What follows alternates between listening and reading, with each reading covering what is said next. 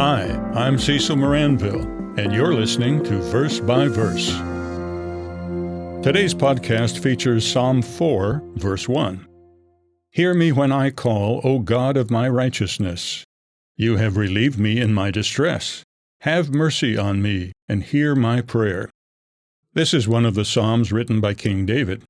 Many Bibles include some instructions at the beginning. To the chief musician, with stringed instruments, they say. These instructions were meant for the director of worship music in the tabernacle. This psalm was to be sung with musical accompaniment in worship services.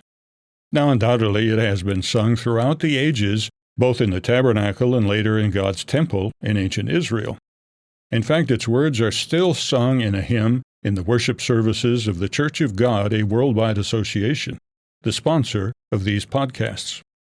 Let's focus today on the words, God of my righteousness. They are central to the meaning of this verse.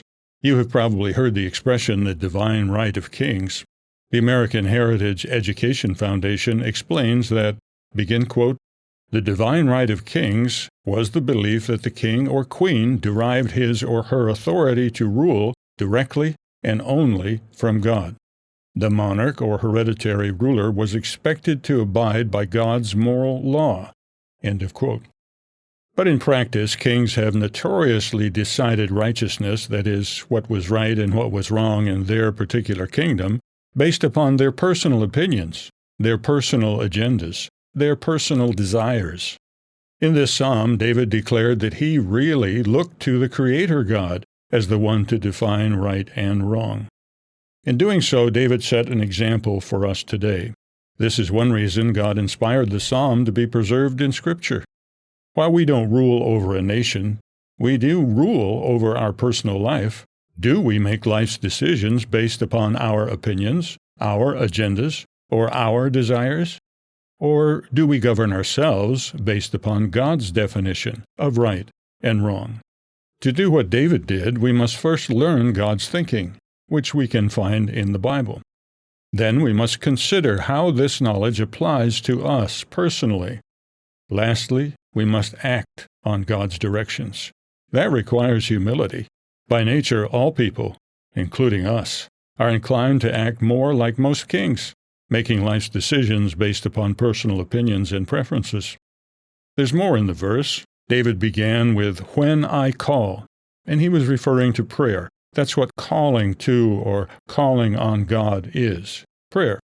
The God of my righteousness way of living requires that we too communicate with God in prayer, and that we do so regularly. Would you say that many people think of prayer as for emergencies only?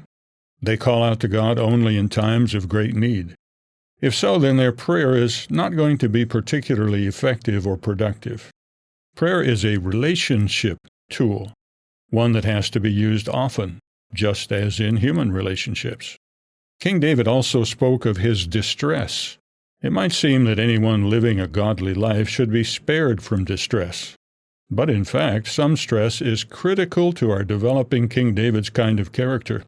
As the Apostle Peter later wrote to Christians, Beloved, do not think it strange concerning the fiery trial which is to try you.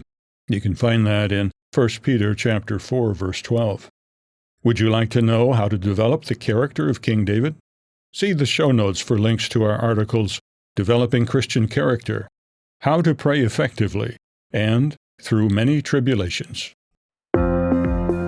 Verse by Verse is a Life, Hope, and Truth podcast.